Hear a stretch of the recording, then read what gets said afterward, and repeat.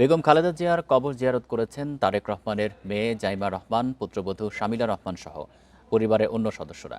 এ সময় তারা অংশ নেন মোনাজাতে। পরিবারের সদস্য ছাড়াও বেগম জিয়াকে শ্রদ্ধা জানাতে আজ সারা দেশ থেকে জিয়া উদ্যানে আসেন অসংখ্য নেতাকর্মী। দোয়া ও শ্রদ্ধা জানান সর্বস্তরের মানুষ।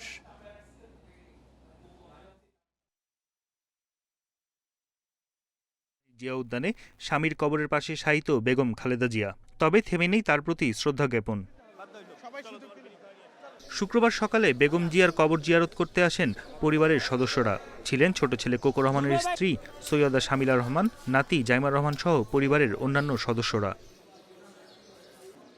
এ সময় তারা মোনাজাতে অংশ নিয়ে বেগম খালেদা জিয়ার আত্মার মাগফিরাত কামনা করেন।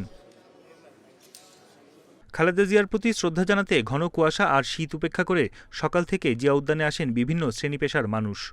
সাধারণ মানুষ হিসেবে, বাংলাদেশের একজন নাগরিক হিসেবে তার প্রতি কৃতজ্ঞতাবোধ, ভালোবাসাবোধ থেকে আমাদের আসা এখানে। মহান সৃষ্টিকর্তার নিকট শুধু এটাই কামনা যে তাকে যেমন জান্নাতের উচ্চ মাকাম দান করেন।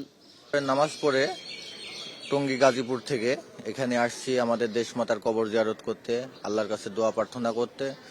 বেগম জিয়ার কবর জিয়ারত করেন বিএনপির বিভিন্ন পর্যায়ের নেতারা। জানান, খালেদা জিয়ার আদর্শ ধারণ করেই আগামীর বাংলাদেশ নির্মিত হবে। অন্যান্য দলের নেতারা বলেন, জুলাই চেতনা বাস্তবায়নে সবাইকে ঐক্যবদ্ধ থাকতে হবে।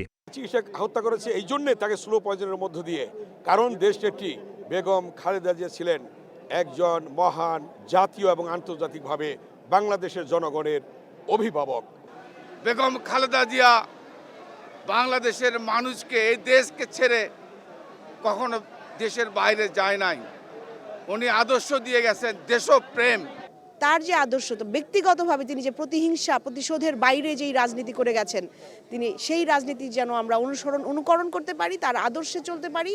বেগম জিয়ার অবর্তমানে বিশেষ করে নতুন আরেকটি যে ক্রাইসিস এবং শূন্যতা সৃষ্টি হলো, সেই ক্ষেত্রে দেশকে রক্ষা করার জন্য, আধিপত্যবাদ থেকে এবং দেশের ষড়যন্ত্রকে মোকাবেলা করার জন্য জাতীয় ঐক্যের অনেক বেশি প্রয়োজন। এখন জুমার নামাজের পর খালেদা জিয়ার কবর জিয়ারত করেন দলটির স্থায়ী কমিটির সদস্য মির্জা আব্বাস।